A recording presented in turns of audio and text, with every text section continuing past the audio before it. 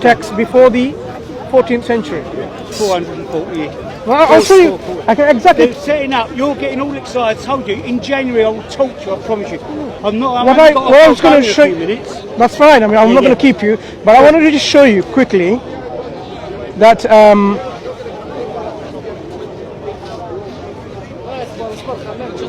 this particular one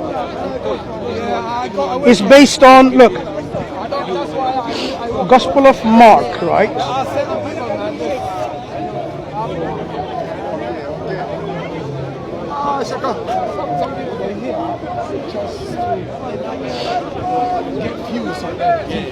Long ending. So your one, you're saying? The Alexandria, 440.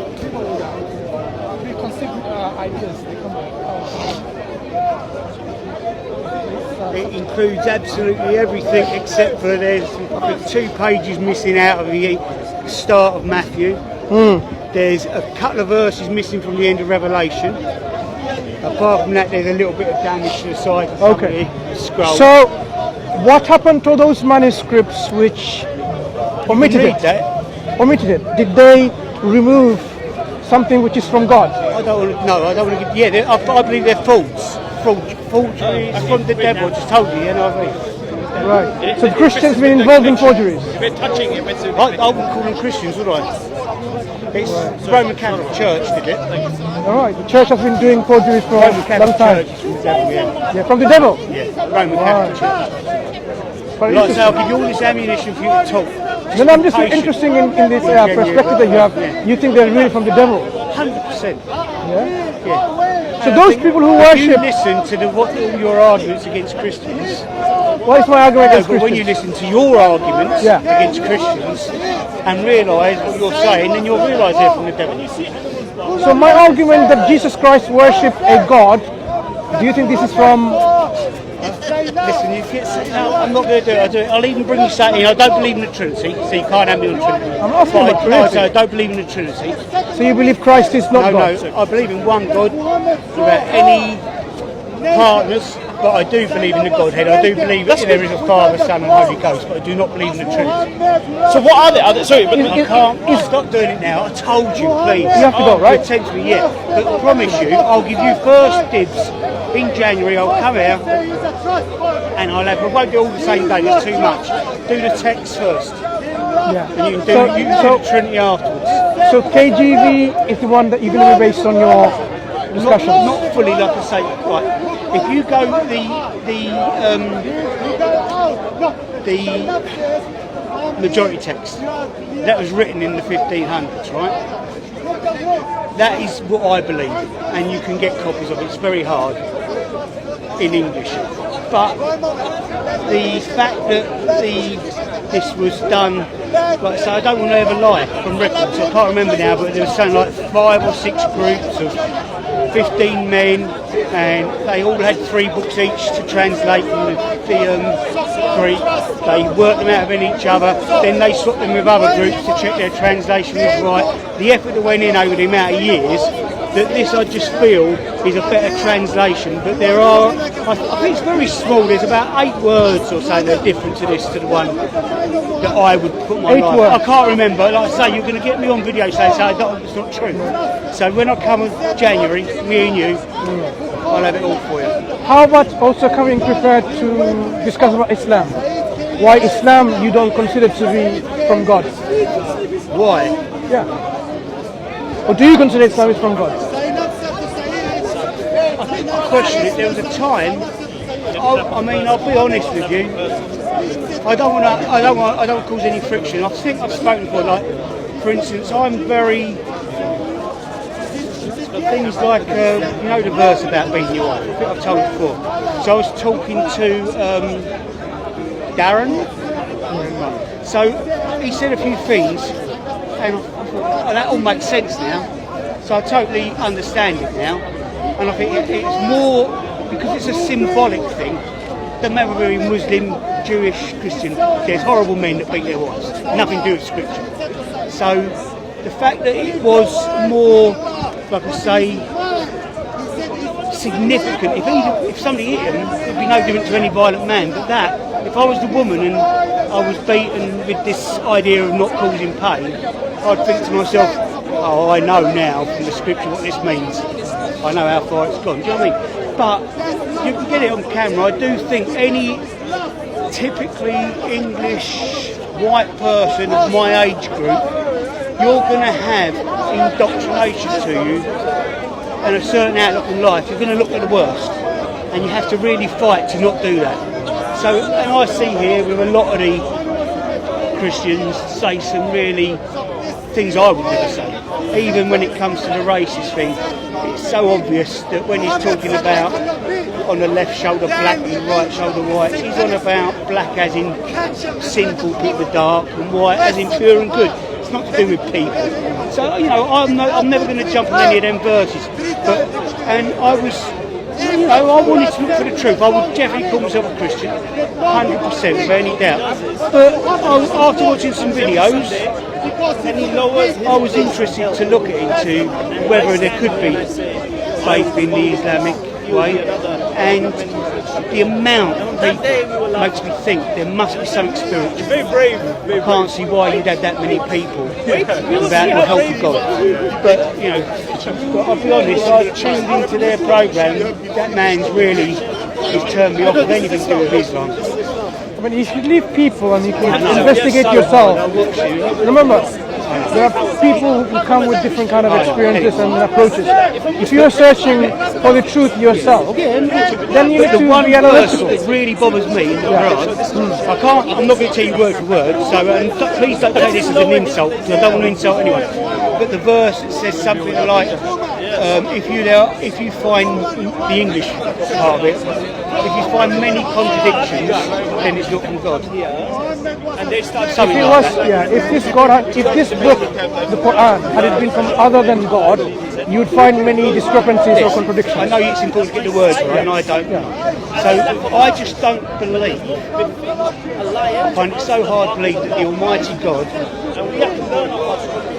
would make any mistakes.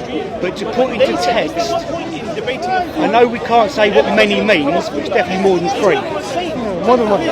Well, more I'd say, okay, in most terms you'd say one, a couple, a few, many. That's all I'm saying. So I think in general, okay, in the language, more three than is a minimum. Sure, but if you found more than one, and you will still say, look, you have something contradicting. Yes, but God's word says many. If you believe that's written by God. So I find now, see all these verses that most Christians want to pick on about, they kill people, they pull people apart, and there's this and that, and I agree, unless you know the background, unless you've done study, you can't make any decision based on them sort of things. You just don't know, and you've got to listen. But something like that, it's not a terrible verse by any means. I just really feel that to me is a strange verse to have. But isn't it something that, look, if you need to be clarified about what God is trying to say, that if a book was from God, it should be free from contradictions. That's what it's trying to say. A book that talks about so many different things, so many specialties of knowledge, whether it's a history, whether it's science or sociology, anthropology. You should find that the text, message from God, guidance from God, doesn't contradict. That's what the message of the Quran is. Because if a book was man-made, of course they'll make mistakes. Of course they'll contradict each other in terms of various things they say. So the Quran is highlighting this aspect that, look, have you really pondered deeply on the Quran? If it was from other than God, that's what you expect it to have. And because it's from God, you shouldn't find anything like that. But as I say, if we accept that, I mean, if I say Almighty God, say Allah, it's still to you that Almighty God created everything and He's right, isn't He? Right? So Allah, the Almighty God, I can't see why He would put in the words that you can find more than one. No, it doesn't say more than one. It says ikhtilafan kathira. Okay? But the fact that there is not even the word ikhtilaf that is used in the Quranic, this particular ayah, the word ikhtilaf in that form is not found even more than once. So even if you were to be very, very technical and very literal, the Quran is saying even this, you can't find more than one ikhtilaf. And you can, when we scan through the whole of the, you can scan through the whole of the Quran. That word in that form is the only word in the Quran. That itself is fascinating. and then you get, and the other thing was that I was thinking, you know, the verse that says, like I say, I don't want to misquote again, but the verse that says about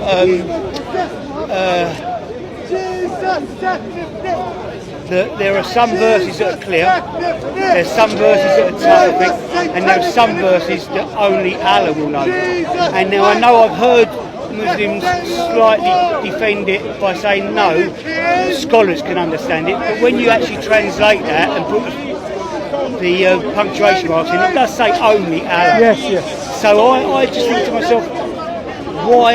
And it does go on to say that people with an evil heart or something heart will find these verses to bring things against the Quran.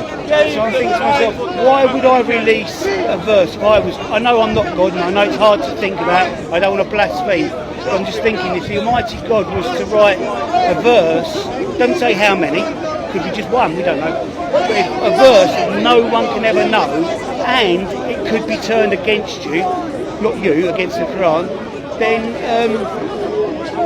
that just doesn't make sense to me, but I accept that I am a man. Sure. And not God.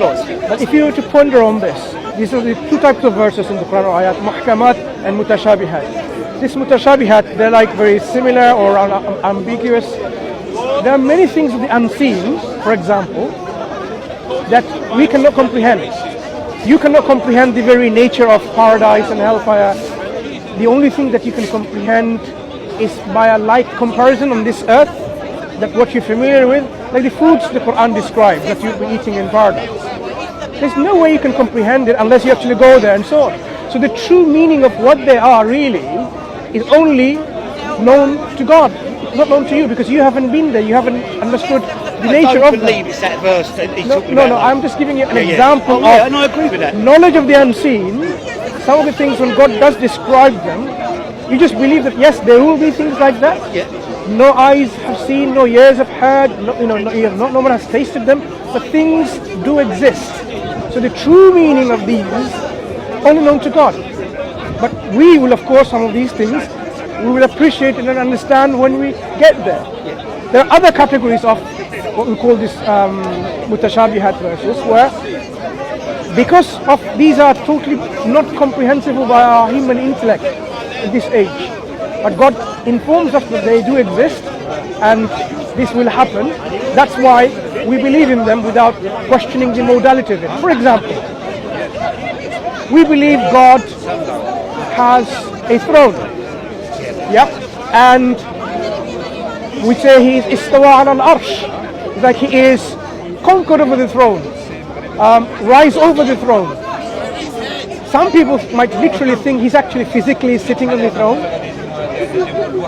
But your mind cannot comprehend that, because the throne, God is independent of the throne. He is independent of any of the creation.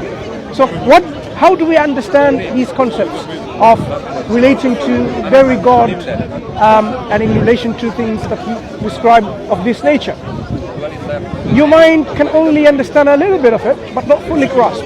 So the modality, when we say the modality of these things, we won't understand I understand and comprehend. So these things, the true meanings are known to God alone. Yeah? And you honestly believe that when he talks about these verses in the Quran that only he will know, you think that's what he's on about? I mean, I look at it like that. I'll give you a particular way of thinking. Do you think the finite mind can comprehend the infinite in its entirety? No, I agree with all that. Right. So when God describes something about himself, we can understand the concept. But to comprehend it in its entirety will be very difficult. I'm with you 100%, and I see that. I just don't connect that verse. I think that's something that we would accept without that verse. Yeah. That there are no one can know God.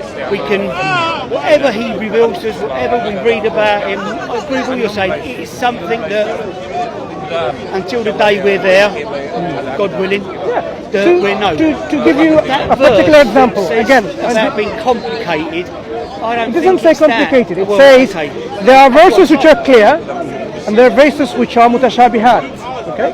They are similar in some ways. The true meaning is only for those mutashabihat known by God. And the knowledgeable persons, they say that we believe this all from God, okay? This is what they affirm. to give you an example of this, say when the Quran says لَيْسَ كَمِثْلِهِ شَيْءٍ, there is nothing whatsoever like the likeness of God. He's so unique. I agree with you. Now, and yet God describes to us that He's as-Sami' and al-Basir. He's the one who sees and the one who hears. Now, to understand and comprehend that fully, and the true meaning of what it really is, I mean, it's beyond our full comprehension. I'll look at that verse again with that mindset. What we can understand is, yes, even though God is totally unlike us, still He sees and He hears. We don't need to now picture like the created forms of the, things that acquire vision and acquire the hearing. You don't need to have an eye to see. There are things without an eye, but they can still see, for example.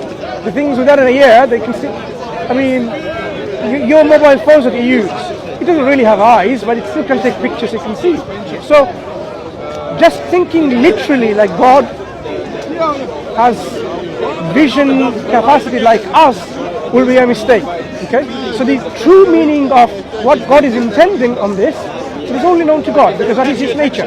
That is His eternal nature, that we as a finite individual cannot comprehend the infinite. But we can accept that yes, we affirm this is the truth. Maybe, like I say, I'll read that verse with that thought now and see how it means to me. I mean, last time I was here I was given a Quran, and I do look at it, and I'm definitely not trying to find, I don't want to find anything to hate. See, the verses I'm bringing up, I don't think you've probably heard a Christian try and bring them up as that sort of reason. And if I bring a list, we can do things in whatever order you want, whether you want to first talk about my scripture, then about yours, then about the concept of 3 in 1, how I understand it, things like that. We can do all that.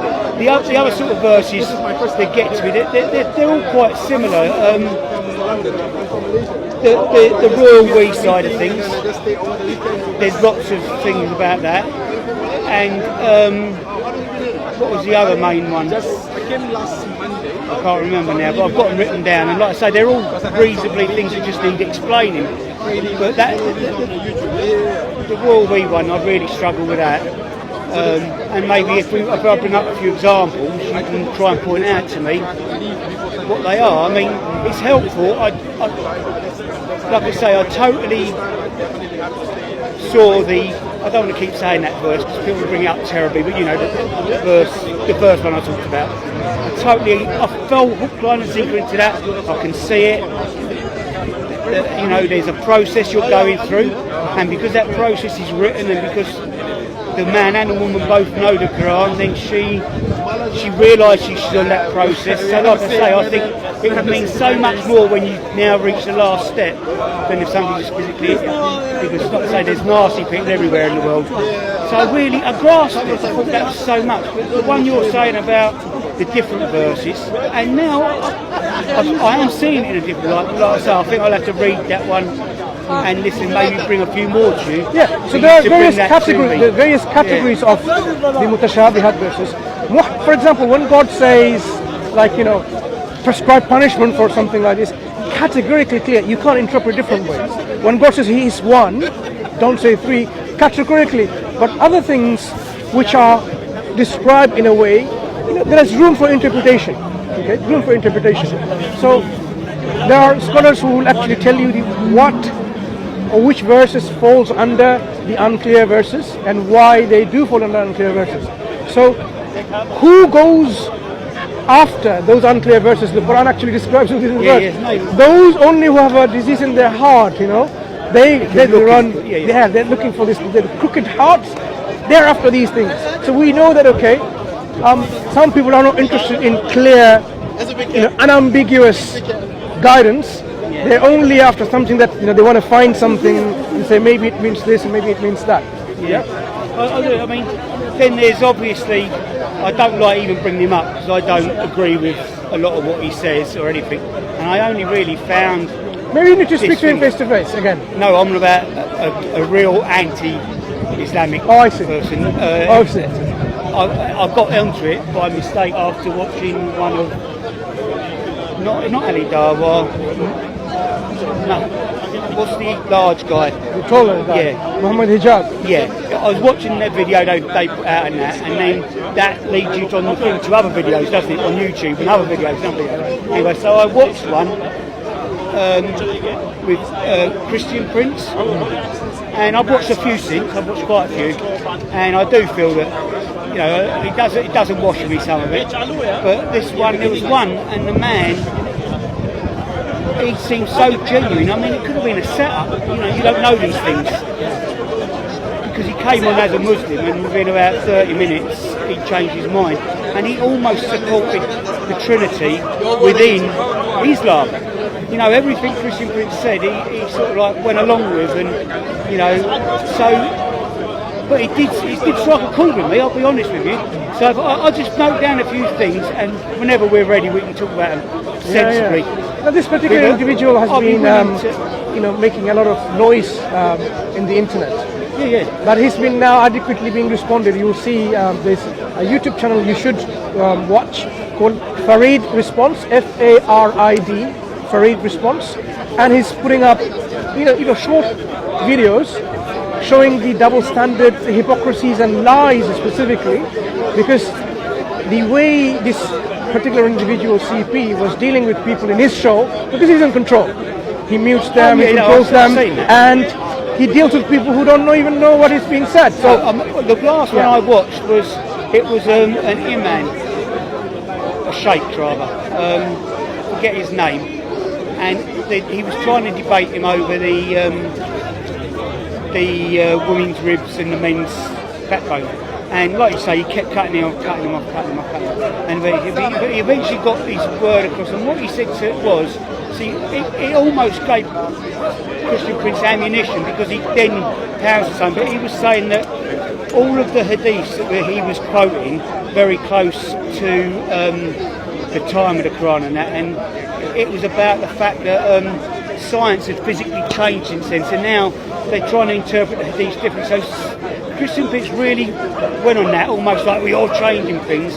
But he didn't say Allah changed his words, he didn't say the Quran changed his words, because that verse, it's not as clear as he makes it out. When you put the hadiths, it goes down one road. But like we say, those people that wrote the hadiths with their heart in the right place, still only had the knowledge they had, because they didn't have Allah telling them. Do you understand what I'm saying? Yeah, so they could go down that road. So do you think CP had a point in there? Because I have discussed this particular verse in the Speaker's Corner several times. I've listened to him before and I've thought he's right. But like when he turned around and said this, that the people who wrote the hadiths, they didn't do, you know, they only had the knowledge they had. So they've taken the verse from the Quran, which isn't crystal clear, and they've put into it the way they have. Now, as time moves on, you can say, well, obviously a woman doesn't have sperm, sort of thing, whatever. So, obviously, it doesn't mean that. Woman does have what we call ovum. Yeah.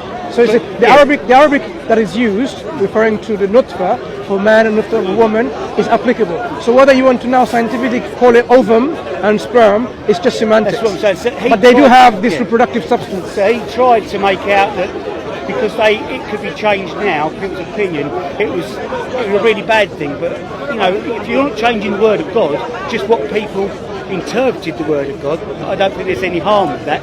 Because unless you had a revelation from God, you can't change that, obviously. But if you're just the best of your ability, with the knowledge you've got, you might eventually change things without it mattering at all to the Quran. So there's two things on here. One is about what the Quran says about the subject of embryology, how babies are born, and if there are hadiths which explains it. Personally, I think both of them are incongruent, are in conformity with the scientific understanding, and that's why I specifically talk about this subject. And I've spoken to many people on this issue in this park alone. The problem with certain individuals, I mean, these are critics who firstly don't know much about science themselves, and they would misinterpret what the Quran is saying or misinterpret what the Hadith is saying. That's the problem. So let's leave this particular individual. I mean, he's a nobody. In January, I'll definitely come and find you. Yeah. Remind me your name. Andrew, sorry. Andrew, and Mansur. Yeah, Mansur. So it's a pleasure speaking to you, and we hope we'll have a list to do things slowly. talk again. Yeah. Like I say, 'cause Basically, remember, this Bible that you believe in, we believe that Christ was given revelation, the good news, the evangel, and he was a prophet and a messenger. What you don't believe, the difference between us, is whether there was another prophet come after him and whether there's another revelation like the Quran. Maybe we should focus more on whether indeed the Quran is from God or not, whether indeed Islam is God's final revelation or not. there's so much evidence though that I've got, that I feel I've got. You know, We can talk about them. I'll bring up, and then if you want to show me that I'm wrong, I'll be wrong. I can always admit this. It's the most important thing for every person here is the truth. Absolutely. And we're in a modern time now where children are being taught that truth isn't even. You hear some of these atheists, oh, there's no real truth, and I might not even be here. I might be in a computer game and all this, right? But the fact is, truth is black or white. There's nothing other than right, wrong. You know, there's no choice. You can't put any shade to it at all. And if that's your starting point, that's a foundation, and you've got to go from there. Excellent. Yeah. Okay, we're talking Thank about- you. Sorry. It's all right. I've been watching you for years. It's my first time I'm here. So, Okay, so okay. yeah. Let me give this away.